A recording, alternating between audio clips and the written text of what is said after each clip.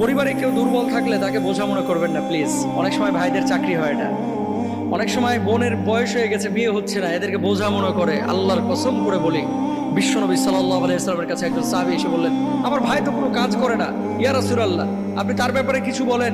আল্লাহর নবী বললেন, তোকে আল্লাহ তাআলা রিজিক দেয় তোর এই দুর্বল ভাইয়ের কারণে। সুবহানাল্লাহ। সুতরাং বাপ মা বুড়া হতে পারে, তাদেরকে বোঝা মনে করেন না। আল্লাহ তাআলা তাদেরকে উদ্দেশ্য করে আপনাদেরকে রিজিক দেয়, এটা কখনোই বোঝা মনে করবেন না।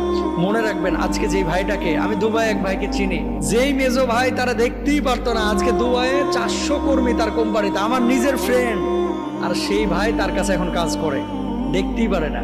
আমার মেজো ভাই আমার 3-4টা বছর খুব কষ্ট দিয়েছে, যখন আমি শূন্য ছিলাম, আজকে আমি হিরো, আমার ভাই জিরো।